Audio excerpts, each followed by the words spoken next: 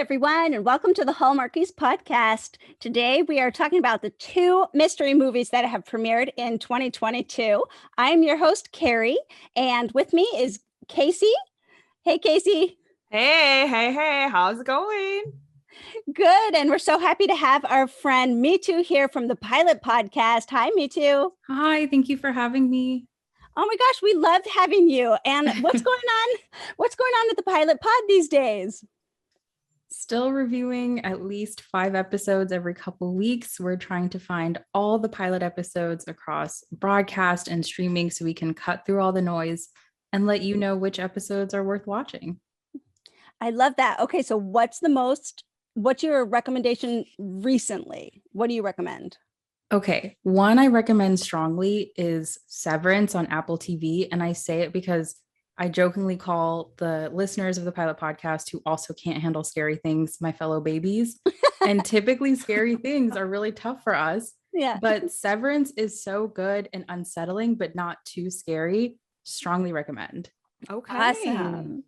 Okay, that is good to know. What about Stranger Things? Is it akin to Stranger Things or scarier than something like Stranger Things? Not a joke. I tried to watch the pilot of Stranger Things and like too many scary things happened and I turned it off halfway through. So perhaps Severance is not as scary as Stranger Things. Okay. Yeah, I'm with you there. I'm like a baby when it comes to freaky stuff. Like I don't need to be scared in my own house. What you guys are saying is that the Hallmark movies and mysteries, murder mystery movies are about as much as you can handle. Are you saying that? Or can you handle even a little bit more? Honestly, the bomb that went off in Mystery 101 did startle me. I was like, oh my gosh, they have budget, they have effects. They are affecting us. Yeah. No, I could do action movies. Yeah. Like Marvel, like that kind of universe. I can do stuff like Lost, Timeless, War, but nothing psychologically thrilling. Okay, for me, it's the psychological thrillers that test me. Like Stranger Things was kind of like borderline psychological thriller as well as a actual kind of scary thriller. So I agree with you there, though. But I don't know. We kind of got a little more into the scary realm with this Aurora Teagarden movie that we're gonna recap. Yeah. I'm excited. Yeah, it was different for sure. It was so different. Okay, so since these movies that we're only going to talk about the two that have aired so far, and since they aired a couple weeks ago at least, we are totally going to talk spoilers. We are totally going to talk just recap the whole thing. So if you're listening and you have not seen these movies yet, just listen, just beware. We are going to talk spoilers here. So let's jump into talk about our two movies. One is Cut Color Murder, and the other one is that Aurora Teagarden, Haunted by Murder, that we just referenced. But let's talk about Cut Color Murder first. This one stars Julie Gonzalo and Ryan McPartlin, and many other familiar faces to the Hallmark and Lifetime channels. I mean, so many. Brandon Zub, Rebecca Staub. Yeah. April Tellick. Yeah, and who else? Linda Boyd, who's in both of these movies that we're talking about tonight. So I love her. Okay, that was weird to me because I was like, wait, what? I was like, were you just in the last movie? And she plays her best role I feel like I've ever seen is in Unexpected Christmas when she's Tyler Hines' mom. Do you guys remember her role? Oh my gosh. She was so cute. She's so good. So fun. So charming. And she was somebody else's mom too. Like didn't she do back-to-back Christmas movies where she was like the other person's mom? Like I can't remember. I might be wrong, but it might have been Christmas in Tahoe. Yes, that's right. Yes. Because it was like back-to-back weeks. I remember going, wait a second. Hello, Linda. Good to see you. Honestly, I feel like I'm seeing her all over the place now. If she does not get a Hallmarkies podcast like superstar. Where I'm just That would throwing be- that out there for 2022. Anyways. We'd like to take a second from this episode of the podcast to celebrate our sponsor of this episode, and that is the Hallmarkies Patreon. Do you love Hallmarkies podcast? Do you want an inside scoop into what happens on the podcast? Do you want early access to episodes and loads of cool perks? Now is the time to become a patron of Hallmarkies podcast. By becoming a patron, you get to access our patron Facebook group. You can request episodes or even be a guest on the podcast. And most importantly, any patron can join our monthly movie watch-alongs with stars like Paul Campbell, Natalie Hall, and more. It's as low as $2 a month to join in and become a special part of the Hallmarkies family. Please consider, and we will love you forever. Go to patreon.com/Hallmarkies. That's patreon.com/Hallmarkies. Let's have Linda Boyd. That is total goal. Dear Linda. All right. Well, let me read the description of this cut color murder. When a beauty pageant creator is found dead, a savvy hairdresser works with a new detective and risks everything to clear the names of those she loves. Mitu. What did you think of this movie? First impressions of this brand new series, maybe Cut Color Murder. I really liked it. I love beauty pageant content because they, speaking of unsettling, I think they're really interesting and fascinating to look at, but also sometimes a bit unsettling, especially because of the way that you have to carry yourself. So there's always like the story within a story going on with each of the contestants in the larger game. And so I really enjoyed it. I thought it was the right setting. And then having a bunch of like sassy, tough hairdressers also in the mix just made it even more fun. And I believe the story was by Ryan McPartlin too, which I thought was really interesting. Yes. Oh yeah. I do too. And has he done a Hallmark movie recently? Like, I don't think he's done one for a long time. He has not done one recently. I feel like at least the most recent thing I've seen him in was from 2014 when he did what is it called? The Pot Pie Club of the Month with Aaron Krakow. Yes, it was the something about a photographer. Did he do Twinkle All the Way or something? Or was that, am I thinking of someone else? Lifetime? Twinkle something, maybe Lifetime. Mm-hmm. Yeah. Yeah. I think Lifetime, because he has been a regular on Lifetime. True. Christmas lineup for years. And I think he's just so great. So it was really fun to see him in this type of role as a detective, as kind of a, he kind of comes in with a chip on his shoulder, and that he's a new detective in this town. And people suspect him a little bit, or they just don't trust him just yet, Yeah. And he like has a run-in with this hairdresser that everybody loves, and kind of starts off on the wrong foot with her. What did you think of their chemistry? Me too. I loved their chemistry. I love those scenes where, to recap it a bit, she runs into him at a restaurant because she is talking to the lead, a police officer there, and he is confused as to why she's weighing in on a case. And she does one of those things where she like assesses him, like in movies or on like Monk or Psych or something. They're like, oh, this person's fingernails look like this. That means they're a nervous person because they chew their fingernails. For him, she was like, you used all hands on deck. No one ever uses that term. That means you're a sailor, and your tie indicates you went to Georgetown, I believe. And like all of these fun things. And it was obviously a little bit cheesy. Obviously, more people say all hands on deck than sailors. I've never sailed a boat. I think that is a phrase I've used before, but it really lent to their chemistry. And I thought their chemistry was really, really strong. Yeah. Mm-hmm.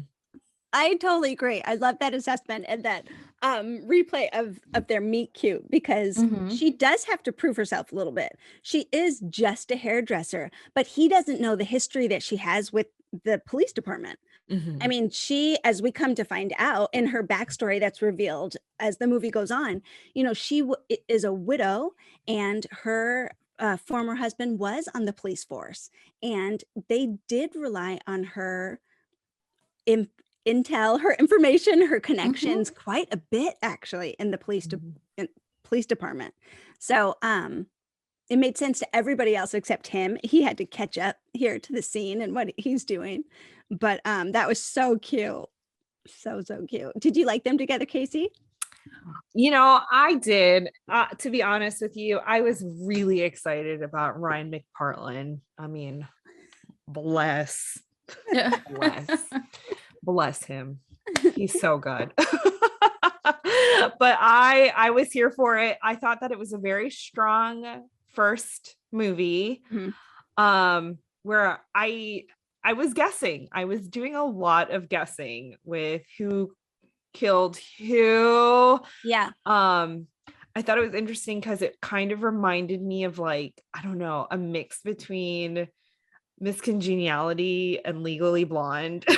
In kind of like a really weird way.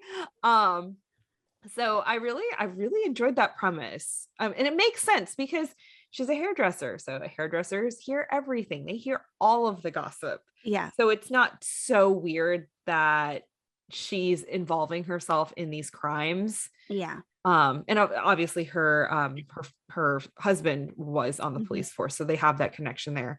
But it's nice just because, like, unlike a lot of these other Hallmark mysteries, you have just nosy people. Right. Where she has a purpose. Right. Well, she has a purpose, but I kind of had to be led to that purpose, honestly, because looking at this movie before, I'm like, a hairdresser? What in the world? This is so random. But it does make sense. And one line won me over. Someone says, "The hair never lies. Hair never lies," is what is they said that in the movie. And I thought that was hilarious because yeah, I mean, you can, a hair left on the scene, would definitely tell you who someone was. The hair, the change of color in the hair was actually really important to the story. And it was just really funny. So I was like, okay, you got me. I want to see. But they have to make these movies kind of be able to stand alone because we don't know if it's actually going to be a series or not. I think it set itself up well for a series, but as far as a standalone movie, I mean, it was fine, but there were so many cliffhangers that I'm like, it better be a series, Yeah. like with her backstory. Yeah. I agree 100%. I mean, that ending had me very confused. I don't know. What did y'all think? Well, I mean, let's talk about that. I mean, she has this husband who passed away, so she's having nightmares because I think she found him, Yeah. Either she found him or someone was chasing her as well. I mean, so we don't know that story. Why does she end up in the warehouse? Why does she have nightmares about a warehouse? And then here we have this new detective on the scene who actually ends up being in a photo in her husband's file, like his investigation file. And I'm like, and they reveal that right at the end. And so you're kind of like, how did she not recognize this guy from the file? How did he not recognize her? He didn't recognize her, but he could have come to that town for a reason. Yeah. I mean, what do you think, Mitu?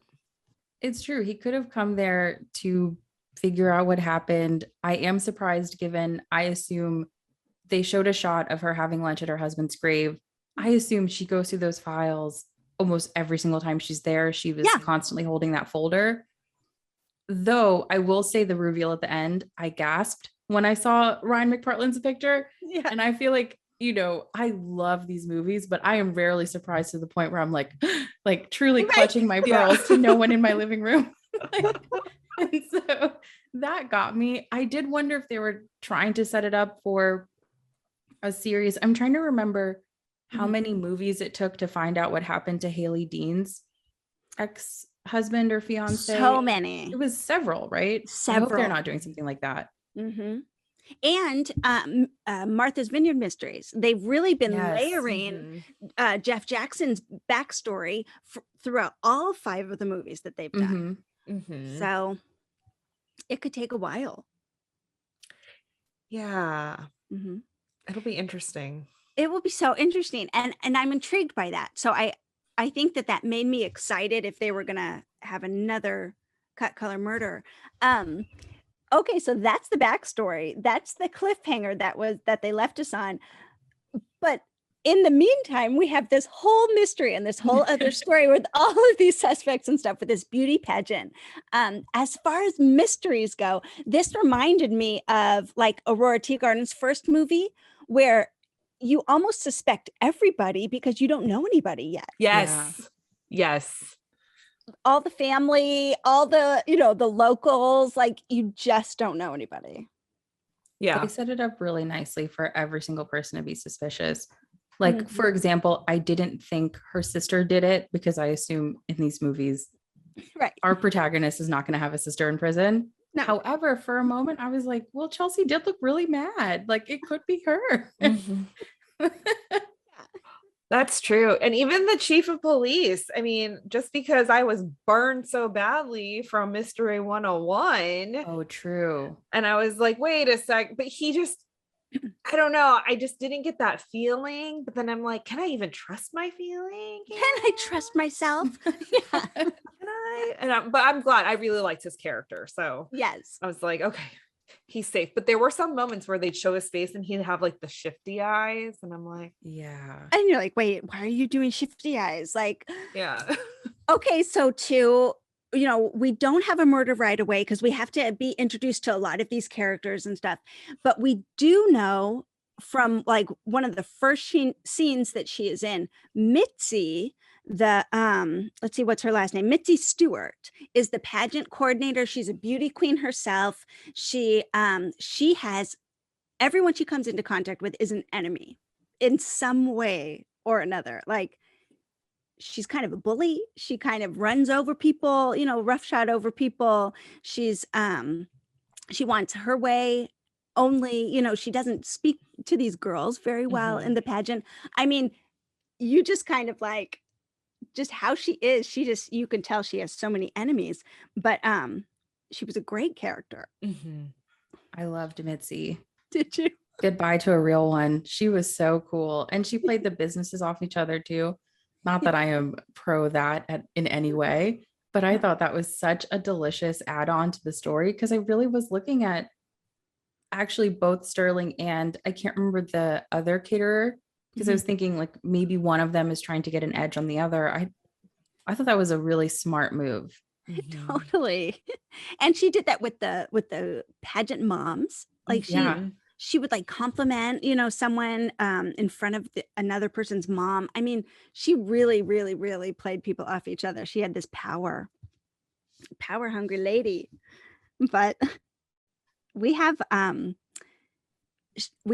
Mitzi then, who was murdered in her office. And she is just face down in her office, murdered with stabbed. She was stabbed, and it was just kind of a horrible thing that you see and that you find. And then everyone has to figure out then who done it and why. And I think that's mostly what it is. Why? Who has the motives and stuff. The pageant still goes on, even without. It must. Even without Mitzi. So who did you suspect? Whose storyline as a red herring did you buy? Kaycee? Oh man. So this one had me really confused because there are several that I thought this is a red herring.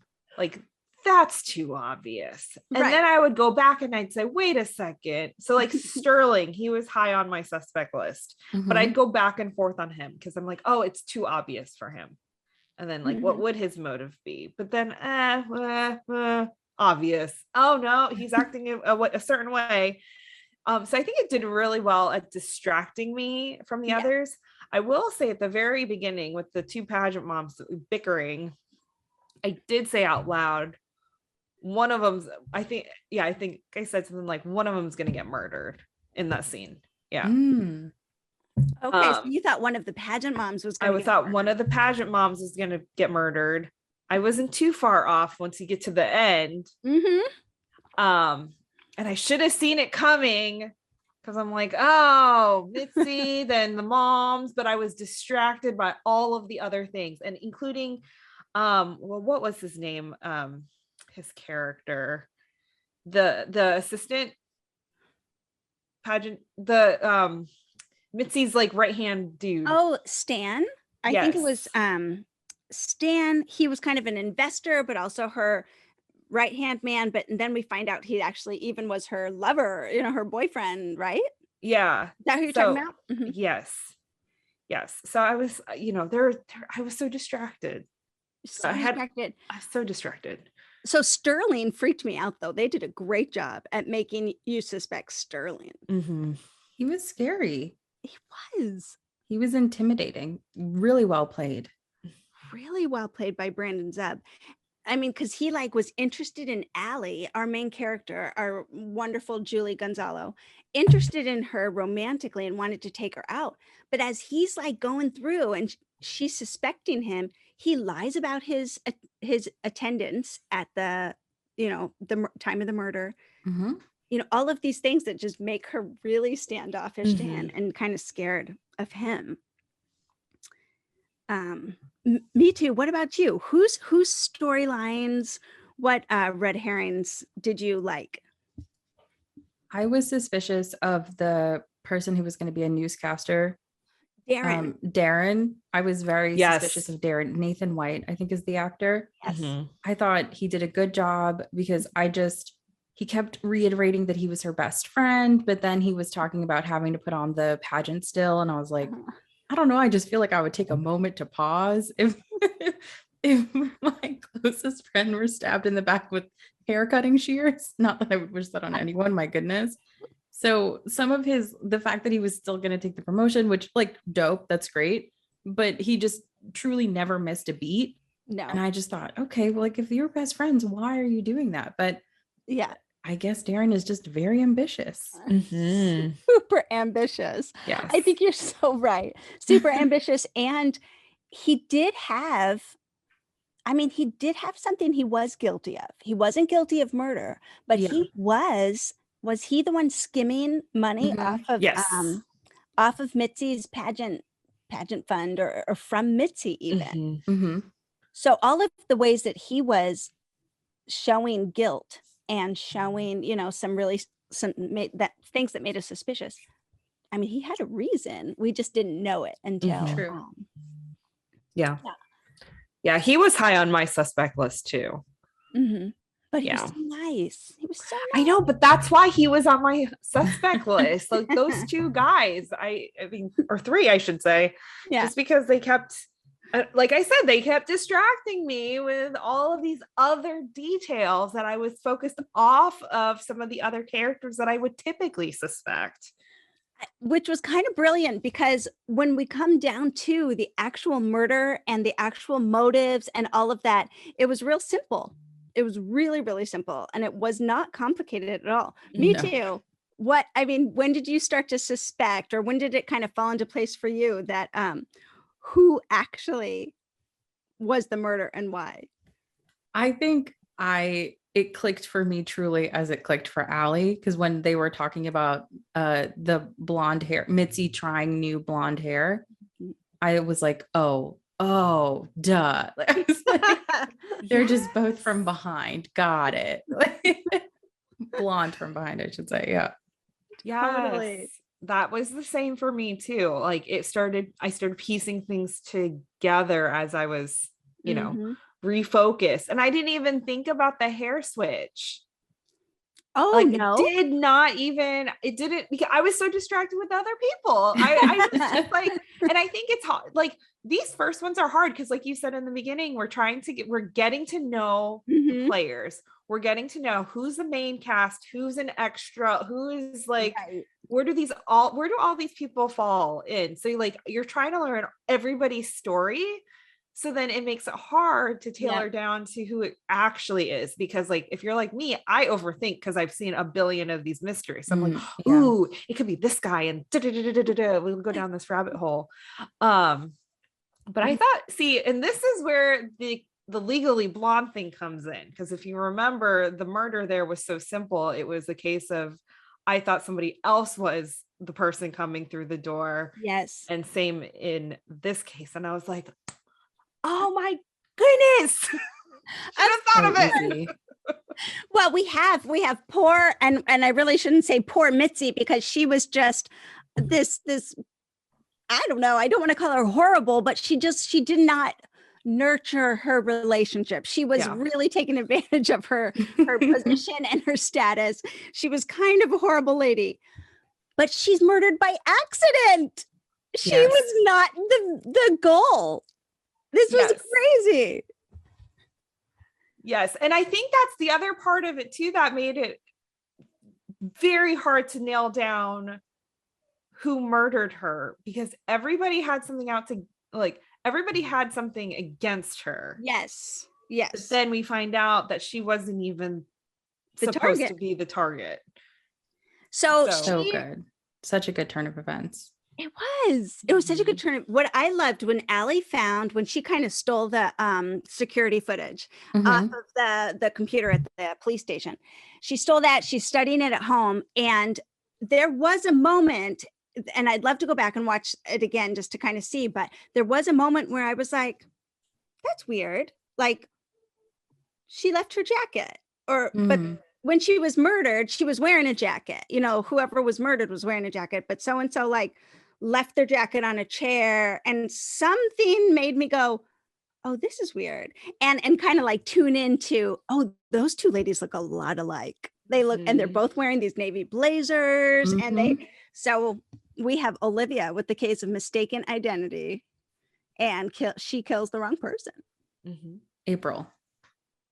Oh, I said Olivia Stevens. Sorry about that. That must be her real name. So that's what we have. We have this case of mistaken identity. So I thought that was kind of fun. One thing I have at the end, as far as the pageant goes, I did think that was kind of funny. This very impassioned speech that the sister gave in honor of Allie. You know, she wanted to be just like Allie, you know, and which is sweet, which is precious, but you know, big speeches in these movies always crack me up. Yeah. Yeah, especially when, you know, your sister's almost been murdered. She's coming in probably smelling like smoke. That's the other thing. I mean, if I'm going to nitpick, nobody turned their head when she came in late. I'm like, have you not been at a bonfire? Your clothes ranky. Okay, they smell rank when you're at a bonfire, and people are going to be like, where have you been? Well, because here we have Allie who figured it out, you know, that Olivia is the this pageant mom murdered Mitzi on accident. So she goes to her, or they meet at this warehouse or something. She gets tied up, a fire gets started. She's screaming for her life, and in walks this wonderful new detective, Kyle. Saving the day. Hello, Ryan McFarlane. But they don't smell like smoke. It was very biblical in that way. They don't smell like smoke after they've been in the fire. Oh, so funny. You know, the one thing that did kill me, though, besides the lack of turning heads at the smoky smell, is how they caught Olivia. Why? So what was it? It was Allie opens the door and basically bonks Olivia in the head. Oh, and then that was it. There was it was such a funny way to catch her. Yeah. Well, she thought she got away with 2 murders now. She thought she got away with it. She's there at the pageant again. Why would you go back to the pageant? But she's there. And then, it's this very anticlimactic. It was, It all comes back to the pageant. That's what did her in. Maybe it was symbolic. Symbolic. It doesn't take much to take you out when you're all wrapped up in the pageant world. No, true. Exactly. Oh, so that is cut color murder. I mean, pretty favorable introduction, I think. I thought it was great. I thought it was a great hopefully a first movie of a series. But Julie Gonzalo is this sharp, sweet hairdresser who, just like you said, just has that kind of monk quality about her, observation quality. And Kyle is a great detective, and she has a great family. I don't know. I love it. I'm here for more. What about you guys? I really enjoyed it too. The only thing that I was like, they can do away with these scenes was her cutting, like basically cutting the air around the bottoms of the backs of people's heads and just being like, you look great. And just all these dry cuts are just like the napes of necks. And it's like, we can cut these scenes, or maybe we can film from the front. Like perhaps we don't have to film from the back, where we can see that the scissors are not moving. So Right. And I was surprised they did it like several times, like with quite a few people she did that. But aside from that to me was entertaining. It just added another layer of fun to it. But that's the only thing that I was like, I don't know. You're gonna be a hairdresser and make all this hullabaloo about being a hairdresser. Like, cut the hair right. Like, just Yes. Mm-hmm. me too. That cracked me up. Or Because maybe style it. Maybe instead of like switch it up. Yeah. Maybe for rub like some the gel in your girls. hands. Yeah. Like for girls, you could kind of get away with it because it's at the bottom, so you can see the motions without her actually cutting somebody's hair. But then for the guys, maybe she's like giving them a little head massage, or like, putting some gel in their hair, or that way she's not fake cutting. Because I did notice that for the guys, I'm like, okay, most guys would have like just like the buzz. yeah. Two on the top, one on the sides. Zoop, zoop, zoop. And it was always so quick, although I don't, like men's hair, how often do they go in or whatever? And it was just like beep, boop, beep. Just the napes of the necks. Yeah. That's all they need. Just clean it up. What a funny observation. That's awesome. Would you want more? Would you want more cut color murder?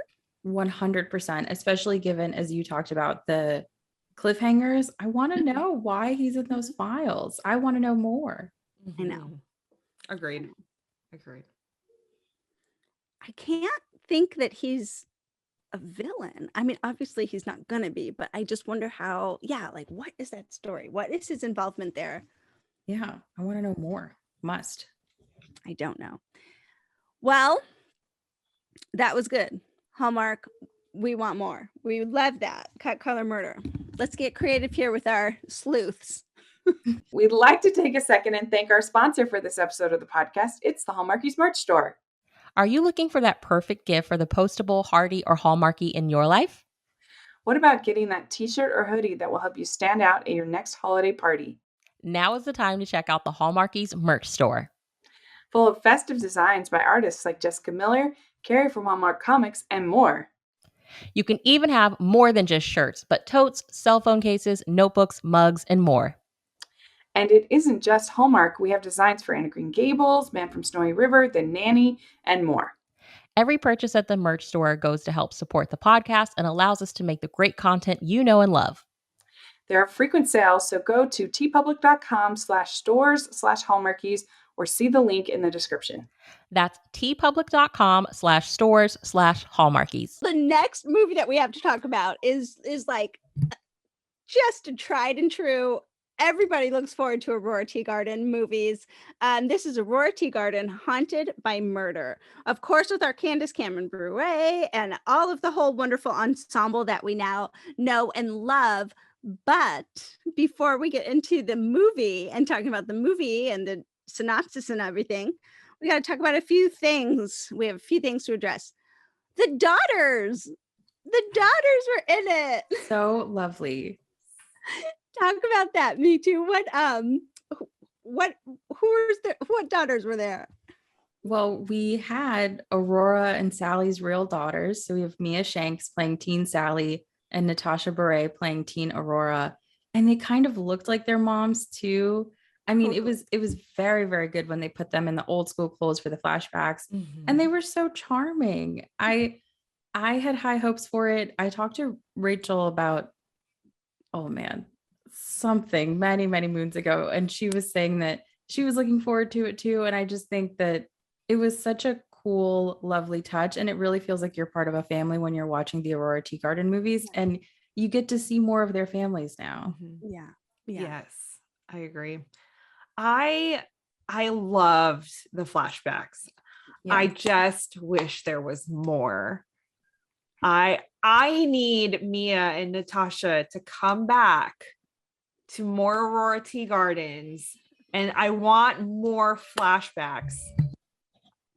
Honestly, it was so fun, but it was really just that one scene that they kind of flash back to, predominantly at the beginning, maybe one more time or something, but they were just adorable in these roles, and they really seemed like Aurora and Sally. They really did. They personified them so well, especially Sally's role. I mean, that little scaredy cat, she is so cute. And I have a very good friend I watch these movies with all the time. And we have this argument that Aurora and Sally are the more interesting core relationship than Aurora and Nick. Nick is great. Great. Hats off. Love the mountain man look in this movie. Yeah. But Aurora and Sally is the more compelling relationship. And I want more of them. I want more of them. I love that they had history, because we were, I mean, this is purely movie history. This is not history that they have in the books. If you go back and read the books, this is not the Aurora and Sally story, but it's really a fun, I like that that it's better. It's better in the movies, I think, right now. But speaking of Nick, he did just about nothing in this movie. I know. Well, he fell. He tumbled. Yeah, he tumbled. Tumbled down the stairs. And he stood there and he had this intense look at his face. Oh my gosh. Well, I'm forgetting the whole fight scene at the end. There was a fight scene at the end, but he just was Mr. Supportive in this role, like just right next to her. Could be because, Kaycee, why do you think? Well, if you didn't see it on Candace Cameron Bure's Instagram or the Aurora Teagarden Instagram, Candace shares that Niall sliced up his face. Something fell on him when he was working on the garage, so he had 25 to 29 stitches. Like 2 days before before filming. So they had to do a Miracle Grow beard. Is that why he looked like that? Yes. Because I had to pause my television and I was like, who is this man she's speaking to? Like, why do they sound so familiar? It's like, I thought I knew everyone in the Real Murders Club. Like, who is this? Oh my gosh. Yeah. I hope he's feeling better. That's so alarming. Yeah. Well, we were talking about it because, and I guess we can kind of go here, if that's okay, Carrie, about the chemistry. Yeah. Because it kind of relates. So, a few of us were talking about this offline after we'd watched it, and we noticed that the chemistry between Nick and Aurora wasn't as fire as previous movies. Especially the last one, which was the honeymoon. Oh, man, that was... Yeah, but you go from that to like, oh, okay, you have like this big bonfire between them, and it's like steam and just like passion, and then all of a sudden it's like a little candle, like a little kiss, a tiny. That's true. Kiss. But we kind of wondered after Candace had shared that publicly that Niall had hurt himself. We wondered if he just wasn't feeling well, because I mean, if you have had stitches before, and you have to work, and it's in your face, like. And he obviously had to have like some kind of filler, because you can't grow a beard. I mean, well, most guys can't grow a beard that fast. He probably, you know, they probably, I don't know, they had to adapt their kissing scenes, I guess. Well, and if you even notice, I kind of felt like his mouth was limited, had this weird kind of limited movement. He was so subtle in his delivery and in his conversation that once I heard, oh my gosh, he had a gash on his face and he had 29 stitches. I wonder if he was still numb at some point. I mean, poor guy. He was a trooper. I mean, he delivered a great movie, but now that we know that he had some extenuating circumstances, now I like it better. I'm like, Yeah. bless his heart. I know. Yeah. Wow. I know. So It- crazy. yeah. Because everyone made a big deal about the beard, you know. I was Yes. shocked. I mean, but hats off to Niall, because I don't even like to work when I'm sleepy. Like, I can't imagine if I get a bad night's rest, like you're getting me at maybe 50% capacity the next day. So Mhm. I just can't imagine if I even had a paper cut. I know. Right? That's so alarming. It is. It is. I hope he's doing Goodness. okay now. And all Yeah. of that. I'd love to hear from him about this, you know, this particular role and Mhm. movie and the beard and everything. I'd love to hear from him. But I'm so glad that Candace gave us a little insight afterwards and kind of you know, Mhm. looped us in. Yeah. Because Yeah. And Yeah. that beard was full. Yeah. It rich. was full, and like it wasn't just the normal Nile scruff like that. I'm like, okay, you know, I could dig it. I dig the scruffy Nile, but this was like hello in your face, like brand new beard, and Yeah. I was a bit shooketh by it. now we know why. Yep. Well, let me read the synopsis of Haunted by Murder. A murder investigation is reignited in a house that is considered haunted by the Lawrencetown locals. And years ago, Aurora and Sally, as teenagers, discovered a body. So this is the first body Aurora ever discovered. And, you know, they have teenage Sally and Aurora there, and teenage Arthur there as well. Yeah. And it's just a fantastic scene that sets us up. Honestly, this movie was all about ghosts. It was all about, you know, paranormal activity, or what they thought, you know, this haunted house was filled with this guy's ghost. And it was so Scooby-Doo to me. I loved it. It just was total, because you knew it wasn't real. You're Yeah. like, okay, they're gonna fill us in here, but it was so Scooby-Doo. Me too. What did you think of this movie, Haunted by Murder? This is probably the level of horror movie that I can handle, even though I still There we watched go. it during the day rather than the night it aired. But I really enjoyed it. It was very Scooby-Doo. That's the perfect way to describe it. It was like antics, and they were talking about we can share later. It's about Nick being pushed, and like you see the paintings, and like a painting is moving and all of this stuff. And it truly felt like at the end, someone was going to be in a monster costume, and they pull off the mask and they're like, the land keeper. Like, it's truly like, that's what I was expecting. So, but in a really great way, like so fun. Yeah. I thought for a ghost type of murder mystery movie, they did it really well, because it was scary, but they, you know, it's still these playful characters that we know and love, and so it was familiar that way. But Kaycee, I know you're a huge Aurora Teagarden fan. What did you think of this movie? Yes, I am. I am a huge Aurora fan. This movie, I gotta say, it's not my favorite. Oh, really? Yeah, it's not my favorite. I you know, I think Honeymoon, Honey Murder definitely tops this one for me. Okay. That's not to say that I hated it. I really enjoyed it. I love the aspects of you know, young Sally, young Ro. I don't do a lot of the whole haunted thing. I mean, now that you say Scooby-Doo, if I would have gone into it thinking Scooby-Doo, I could have gotten more on board with it.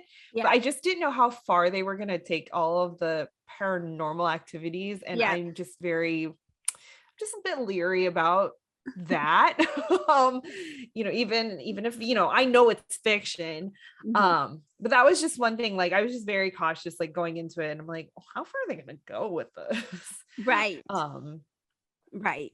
But yeah, I mean, once we got to the whole ghost hunters with you know, with everybody going to the house and they all have their little detectors, I'm like, oh, okay, you know, this is kind of goofy, especially with Lillian being part of that. I was like, how funny was that reveal that she was like, I'm on the board.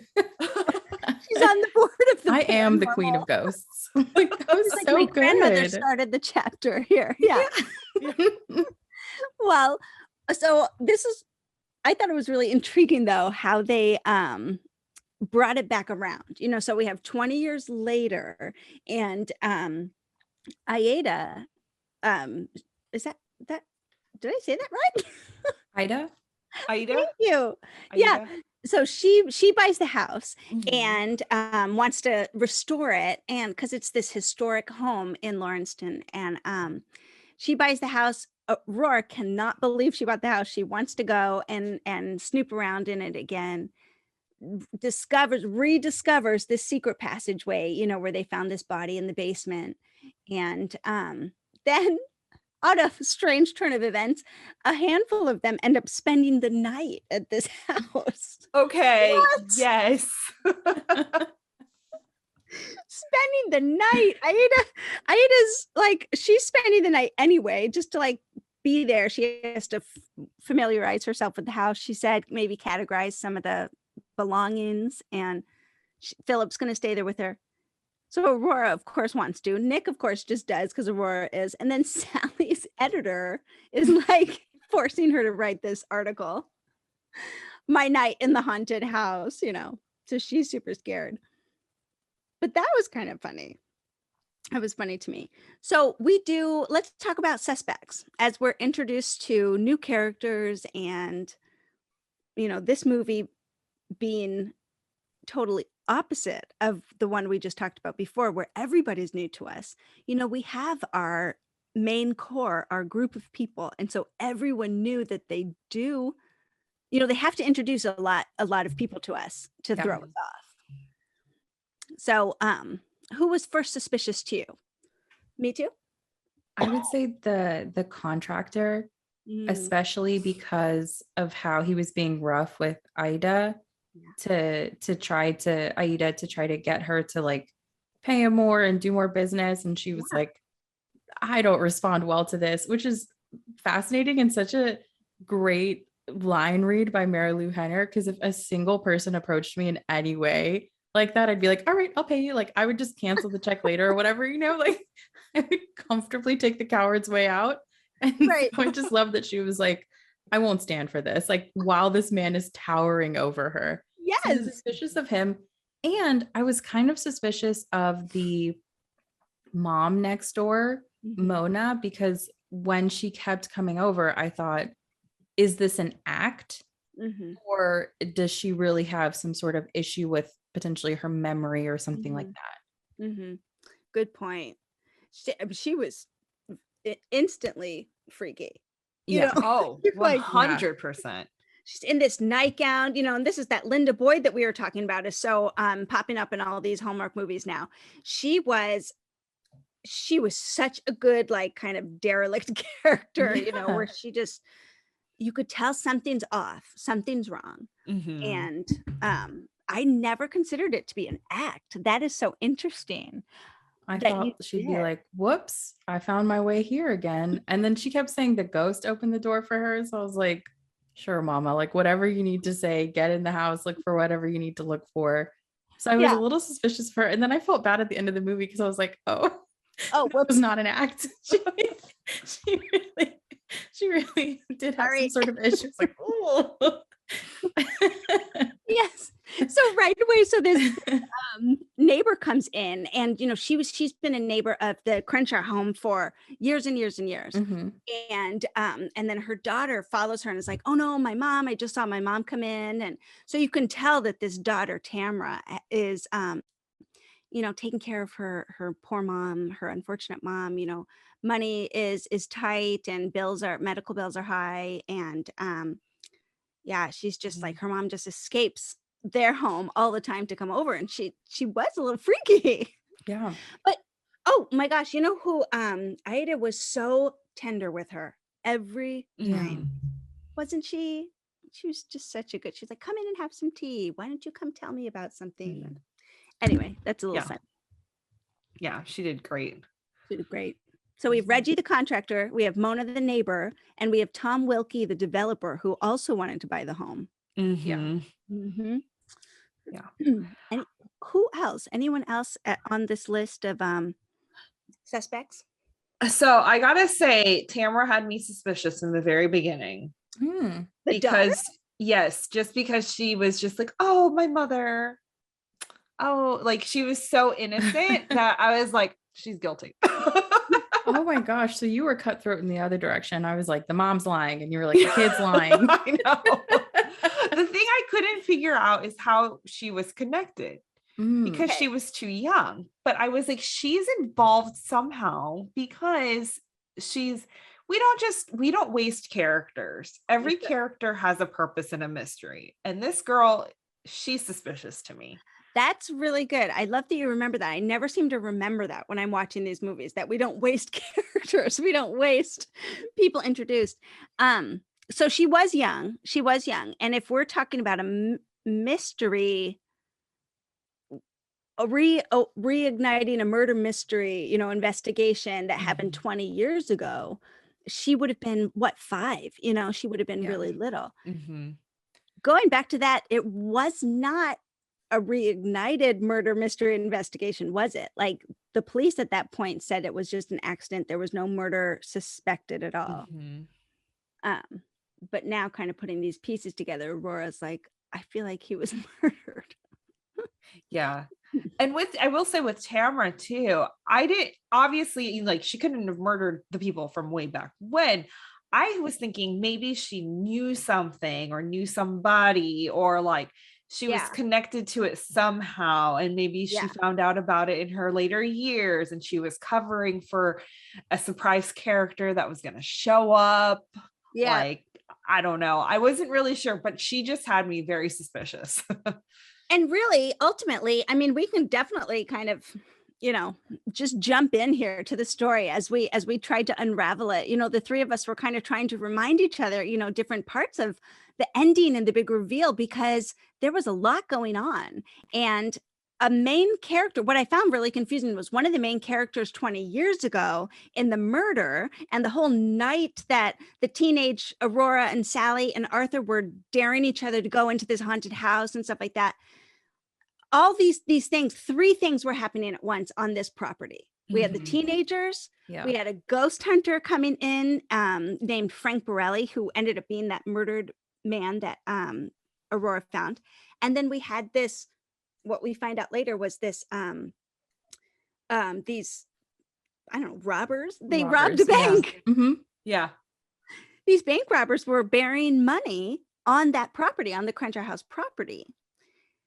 And what ended up being like this main character in that scenario, the bank robber scenario, was Mona's husband, Lyndon, who we never met, we never saw, and yet his name kept coming up and coming up and coming up. And that's why it was confusing to me, I think. Mm-hmm.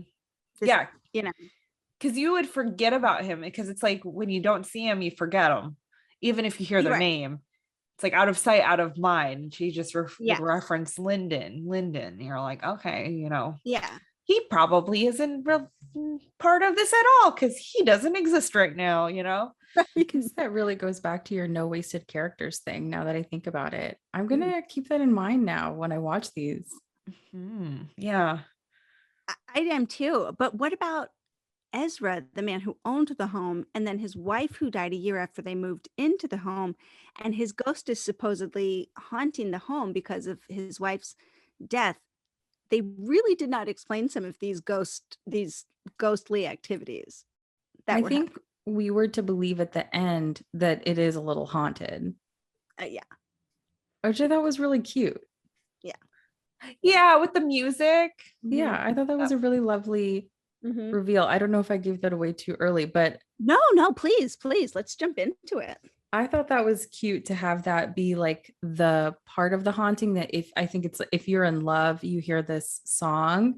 And I thought that was very cute and a nice way to approach a haunted house. Because otherwise, I don't want these people to be unfriendly ghosts. I'm only familiar with friendly ghosts. Yes. Because that's what the whole town assumed, that these were unfriendly ghosts, because a murder happened there. Yeah. But really, the haunting happened many years even before the murder, with this love story. Yeah. So yeah, it was supposed to be kind of more sweet than anything. But Yes. yeah, okay, guys, like let's keep unraveling this mystery. Like when did you make sense of like the Frank Brunelli part, Kaycee? Everything came together at the end. Once, Yeah. you know, pieces were being revealed, especially when Tamara confesses that she had discovered things about the money through her mother and the journals and all of that. Then it started all making sense as to how everybody was kind of connected. I mean, I was still a little confused because a lot of those characters we didn't meet. So we didn't meet the one that was buried under the tool shed. We didn't meet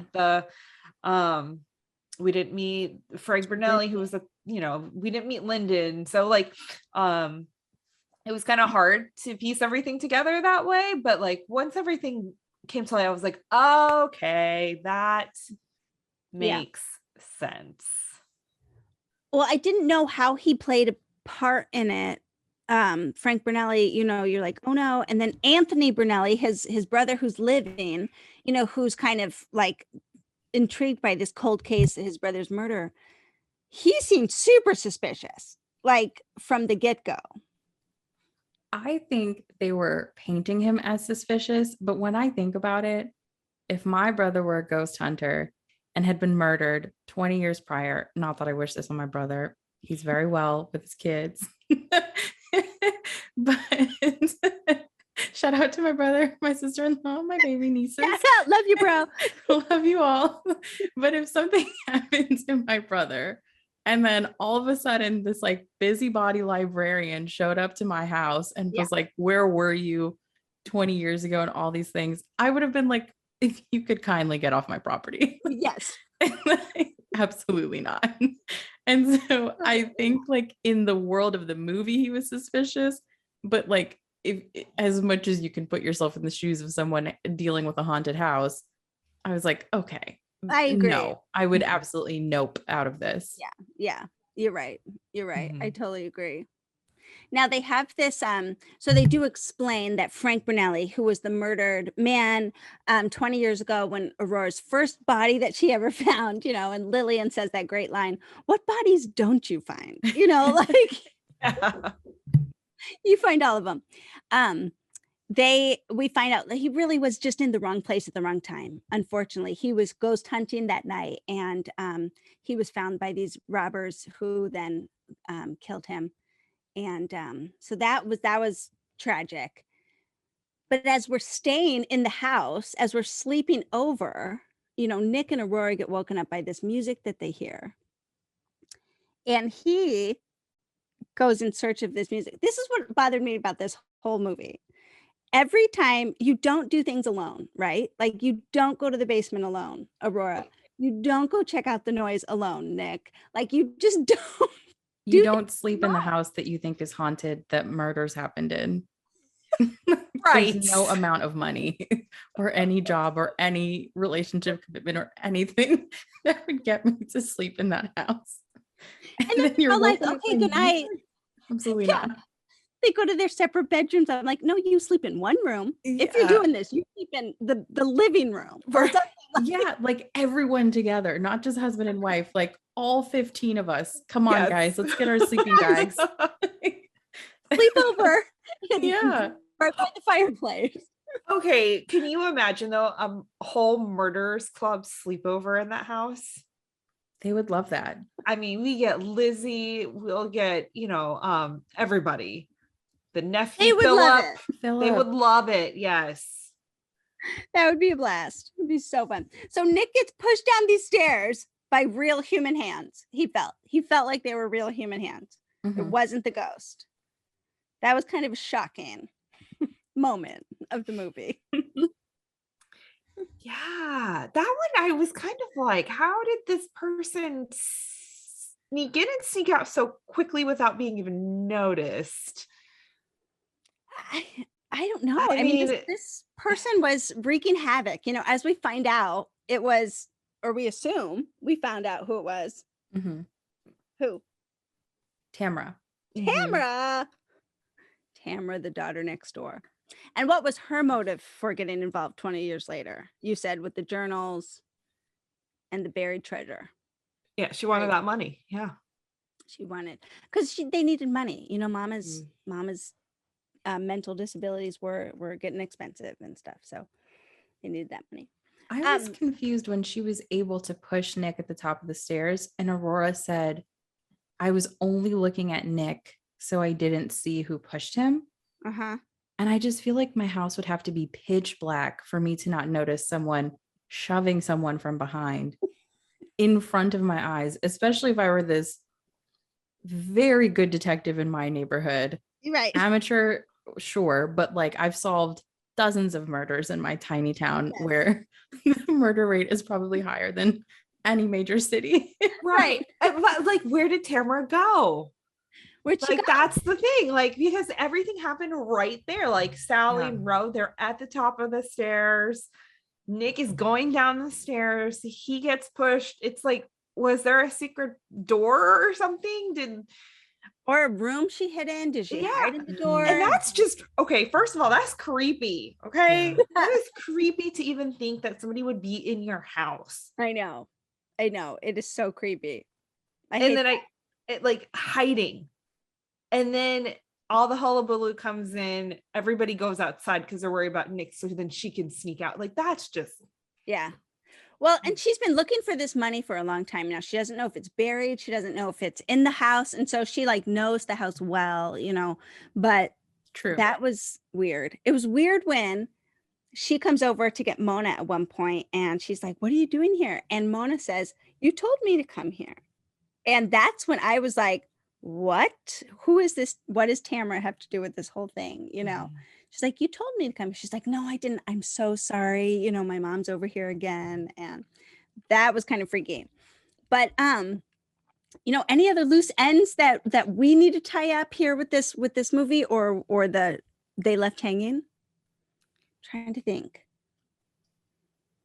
And it was the contractor that drove the getaway car. Yeah. Right. Yeah, he was involved in the robbing. Yeah. So he was involved. He was an accomplice, like you said before. He was an accomplice. And then Tom Wilkie really had nothing to do with any of the robbery, the murder, anything. He really literally just wanted the property to develop. So he was like playing on these old haunted stories about the Get Out, you know, and he's the one who did that. Yeah, he just was like rude. And then it was easy to potentially pin some things on him. Yes. Hothead. He's just a hothead. Yeah. Wow. Yeah. And I will say, and like I said, like this one also had a lot of different elements to it to be confusing enough. Yeah. So that you thought everything was a red herring. Because like I definitely thought the developer and the contractor, I definitely thought they were red herrings 100%. And so, I mean, again, back to the no wasted character, I should have gone with my gut. I really just need a whiteboard is what I need for these movies. You know, whiteboard to write all the things down. So I'm not like losing my mind as I'm trying to figure out who done it. But yeah, I mean, I think considering that this is what the 100th Aurora Teagarden movie, they're doing a really good job shaking it up. Like they're doing a good job shaking up the formula. They're not doing the same old. And so that's one thing I appreciate about this one is it was different. It was different. In fact, it was so different that I was like, I can't believe they haven't done a ghost story before this, you know? Yeah. Unless they have, and I'm just not remembering, but I don't think that they have. But are you an Aurora Teagarden fan? Me too. Like, are you said you have a friend that you watch these with and you get into them. Yeah, I love Aurora Teagarden. I used to be, I watch all of the Hallmark movies and mysteries movies. I used to be like, Haley Dean was my number one. Then it was Aurora. Now I'm kind of like really feeling Mystery 101. I think that's my top girl right now. Yeah. Because that chemistry is really good too. Not to talk about an entirely different series on this one. But I really love these. That's how I ended up getting to join y'all on Hallmarkies. Is I was talking to Rachel during on her Francast show. Yes. And Ryan McPartlin came up And I talked about a couple of the Christmas movies I like that he did. And I was like, oh, I really like the mystery movies more. And she was like, well, have I got something for you? That is so fun. Well, I too, I know Kaycee and I have talked about this before and podcast about the mysteries before too. And I just love them. I love them. I think that they're intriguing enough that I can sit and watch them a couple times, but I can watch them with my kids too, you know. And so they're kind of that nice in between, not too much, but not too little, you know, where you're like, oh, predictable. Some of them are maybe. Yeah. These two specifically I thought they were a great start to hopefully what are many Hallmark movies and murder mysteries this year. I love them. Me too. All right, great guys. debut for Cut Color Murder. Yes, definitely. Definitely. Well, any last observations, any last things to say about either of these two movies? Let's bring another Cut Color Murder. Let's figure out Ryan McPartland's character's background. Let's bring back Aurora Teagarden, because as of right now, we don't know if Aurora's coming back. We don't know. Niall feels better soon. We need a well Niall. How is his face? He's not on Instagram. He's not really on social media. We don't really know. So we need an update on all of that. I totally agree. Hopefully it's not the end of Aurora Teagarden, this beloved series that we would just keep going. Let's just keep going. Yeah, let's do it. And they could even flash forward a few years and give them some kids so that it's kind of like garage sale mystery. Ooh. They could do that. They definitely could. Here's what I need from, if we have another Cut Color Murder. I maybe need a little tiny bit more chemistry between Kyle and Allie, although I like their dynamic. You know, maybe we need to work out some of this this bundle, how he was involved in her husband's story first, but I like the romance. I'd like it to go a little more romantic as well. I think that would be fun. But you guys, thank you so much for talking about these movies with me. I love doing this with you guys and just talking all things mysteries. Me too. Where can people find you on social media? You can find the Pilot Podcast at thepilotpodcast.com. And we're also on TikTok. We're figuring out TikTok, Instagram, and Twitter at thepilotpod.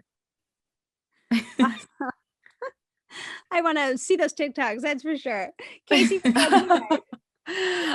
you can find me on Twitter and Instagram at Kaycee__Simpson. Awesome. And come to Instagram and find me at Hallmark Comics. That's Hallmark_comics. Interact with me there. I would love to get to know you there. And of course, please follow Hallmarkies podcast all over social media. We have a lot of fun putting out content for you guys like this, like our podcast. We have interviews and recaps, but we also have fun things like the Patreon group you can join, and that's over on Facebook, and information on our website there, the merch store. Definitely leave a thumbs up and subscribe to our YouTube channel here so you don't miss any of this content, and leave a review on iTunes. We love talking with you guys, and just hearing feedback from you. So thanks again for joining us for the mystery recap. We will be talking to you. See ya. Bye, y'all. Bye.